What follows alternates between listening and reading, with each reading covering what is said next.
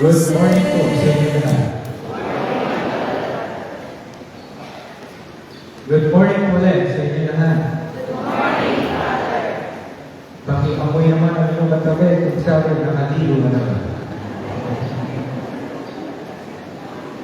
Pakibati ang inyong katabi kung sabi good morning. Pakilang days na po natin. 4. Ilan na lang po? Ha?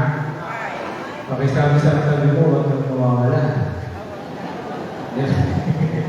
Di ba na lang? May naisip na po ba kayong kahilingan? At the end of the day, di ba may tapos tayo? Tapos na simbang gabi, meron tayong hinihiling.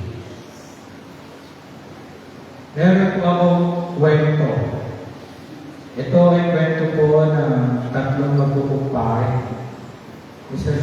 Ito yung kwento ng Baldo at ang dalawang talbo. Ayun. Ay, kaya na. Magkatabi ba yung talbo? So, itong tatlong magkakumpare na ito, nag-usap sila. Sabi ng isang kalbo, pare, wala kayo sa lola ko. 90 years old. Pero kaya niya pang magbuhat ng dalawang doon sa water dispenser. 90 siya. Sabi ng isang kalbo, lakas naman ng lola mo, pero wala yan sa lola ko. 100 years old. Pupunta yan ng palengke. Paglabas ng palengke, may buhat-buhat yung isang bigas. Diba? Ang lakas naman ng lola mo. Tapos, nanatahimik lang si Baldo. Kinausap ka lang, ikaw pa rin. Kamusta yung lola mo? Diba 120 years old ka? Ha? Si Lola Clarín? Oo. 120 So, asan yung lola mo ngayon? Nandun, nasa hospital. Tapos sabi ng isang kalbo, pare, pasensya na, natanong pa namin, pero maaari ka namin malaman kung anong ginagawa niyo sa hospital, ano ba nangyari? Sabi ni Baldo, hanggang ngayon, nanganganak pa rin.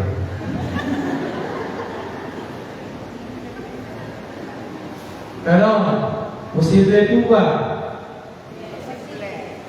Tanong ulit, posible po ba? Parang ganito yan. Kwento naman po ito ni Tatay Ed. Si Tatay Ed, pumunta sa hospital, sabi kay Dok, kamusta po yung asawa ko? Buntis po ba? Sabi ng doktor sa kanya, meron akong good news and bad news sa'yo. Ano po yung good news? Ang good news, buntis yung asawa mo. Eh ano naman po yung bad news? Bawag ka. Patay. Kanino ba yung gawin? Balik tayo sa unang kwento. Posible po ba yun? 120. Nanganganak pa rin. Sa mata natin, imposible. Pero sa pamamagitan ng ating Panginoon, posible. Bakit?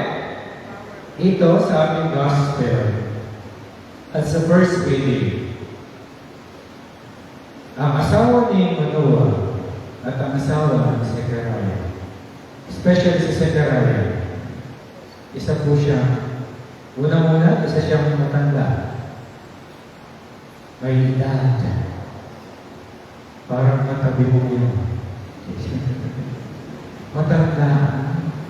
At hindi lang basta matanda. Ano yung pinaka nakakalabot dito na sakit niya? Ang kanyang asawa ay baho. Sa mata natin, ang asawa ni Manoah at ang asawa ni Zechariah na baho ay imposible na manganak. Pero ano nangyari? Sino ang anak ni Manoah? Sino po? Si Samson. Sino naman po ang Zechariah? Okay lang po kayo. Good morning. Yes. Sino anak ni Zechariah? Si Elizabeth? Si John. Patuloy lamang na walang imposible pagdating sa Panginoong Jesus. Amen po ba? Palakpakan naman natin ang ating Panginoon. Pag-usapan po natin ang gospel. Ano po bang nangyari dito sa gospel? Bakit parang naparusahan natin ang ating bilan sa Zechariah? Dito, sa Zechariah, meron po kasi pagkakataon na ang pari noon ay makapasok sa sanctuary. Ang structure po kasi ng templo noon, nakalimutan ko lang yung term, parang ganito po yan. Entrance, yung loob ng simbahan, tapos meron po yung pagitan ng pader, pintuan sa gitna. Sa loob po niya may sanctuary. Ito po yun. Tapos meron po yung incenso sa gilid. Then, sa gitna. Tapos, meron pang pinaka-room sa loob ng templo. So, imagine na lang po natin, may parang pader po dito. Tapos may maliit na pintuan, ito po yung tabernacle. Ang makakapasok na doon sa pinaka-loob, yung high priest. No, si Zechariah, bilang isang pari, ay siya yung nabulot na makakapasok doon sa sanctuary. Siya magsisindi ng incense, at pagkasindi niya ng incense, lalabas siya ulit upang i-bless yung mga tao sa labas. Ang nangyari, pumasok sa Zechariah sa loob. Pagpasok niya, hindi siya ng incense. Sino po ang nagpakita sa kanya? May nagpakita sa kanya? Isang anghel. Sino ang anghel na yun?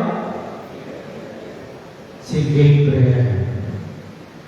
Nagpakita ng anghel sa kanya at sinabi sa kanya, Zechariah, mapalad ka. Dahil ang iyong dasal ay nasagot na. Dininig ng Diyos ang iyong dasal o ang iyong dasal ni Elizabeth. Ano po ba yung pinagdarasal nila Elizabeth at Zechariah? Magkaroon ng anak. Tapos, nung sinabi niyo na yung mission ng kanilang anak, pangalan ng kanilang anak kasi John, biglang nagtanong si Zechariah. Sabi niya, teka muna, paano mangyayari yun? Yung asawa mo na si Elizabeth, matanda na. Gusto na kanyang bala. Parang katabi. Gusto na kanyang bala. At higit sa lahat, itong asawa ko, baok. Paano po mangyayari yun? Kailangan ko makita. Meron po akong tanong. May mali po ba sa tanong ni Zechariah? O wala? Good morning. Ayun ito rin. Meron po bang mali sa tanong ni Zechariah? Which one? Meron po bang mali sa tanong? Wala. Kasi di ba, when we ask question, kasi gusto natin iklaro. Meron tayong gusto natin iklaro kung ano yung sinabi. Gusto natin malaman yung katotohanan doon sa mga tanong, sa mga sinabi. So, kaya tayo nagtatanong para maging maliwanag sa atin. Galing din naman kay Zechariah. Wala namang problema, pero bakit siya pinarusahan? Hindi ang problema yung tanong. Ang problema kasi yung status o situation or yung si Zechariah mismo. Bakit? Ang tanong mo niya, sino po ba si Zechariah? Isa po siya. Good morning. Isa po siya. Pare. Ulitin mo isa siya. Pare. Imagine that. Parang ganito yan. Parang kunyari ako, kaya ko. Sasabihin ko sa inyo, itong buhay ni Jesus, wala ito. Alamat ng ito, hindi po ito totoo. Huwag kayong maniwala. Ano kayong mararamdaman niyo sa akin? Siguro paglabas ko dyan, bubusarado siguro. Baka isipin siya, paano ba yun? Paano nawagan na itong parang ito? Ganoon ang sitwasyon. Paano si Zechariah? And klaro, sa sinabi sa Gospel, both of them, Zechariah and Elizabeth, observing all the commandments and ordinances of the Lord blamelessly. Isang pake na alam ang misteryo ng Panginoon, isang pare na alam ang pwedeng gawin ng isang Panginoon, isang pare na sumusunod sa utos ng Panginoon. Then suddenly, pinagbigyan ng kanyang kahilingan, tapos biglang hindi siya nagtiwala. Ano nangyari? Parang yung kanta ng yung tunog ng pusa na meow, meow, meow. Parang lutang. Ano nangyari?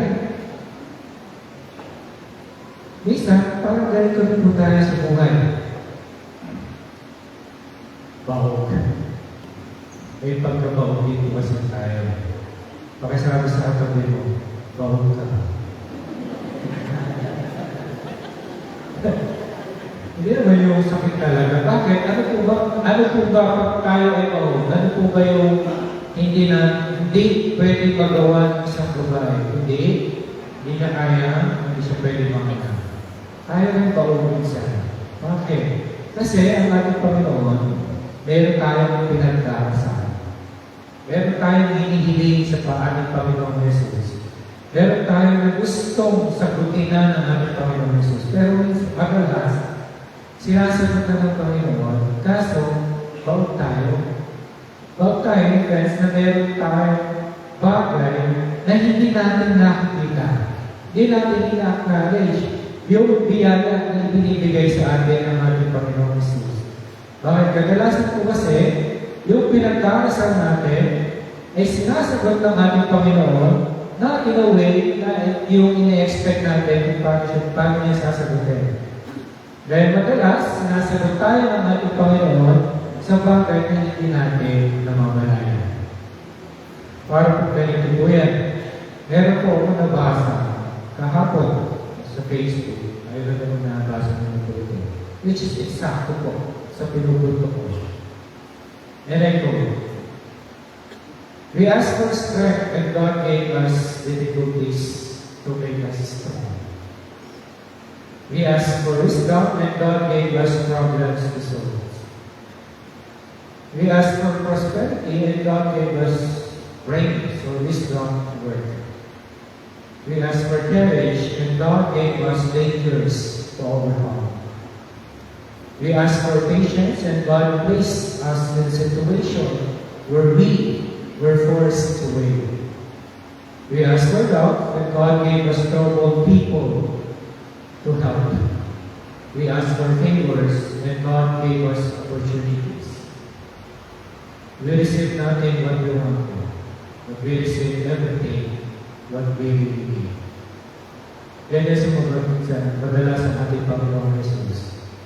Binibigay niya ang biyaya. Binibigay niya ang sagot sa ating mga dasal. Hindi sa paraan gusto natin, kundi sa paraan ng gusto ng Panginoon para sa atin. Ang nagiging problema naman, hindi natin ito ina-acknowledge. Dahil nagiging baog tayo sa milagro, sa pagpapala ng ating Panginoon Jesus. Amen po ba? So ano po ang challenge ng ating Panginoon Jesus, ng ating pagbasa ngayon? Kaya sana po, matuto po tayo magtiwala sa Kanya. Naniniwala po ba kayo sa ating Panginoon Jesus?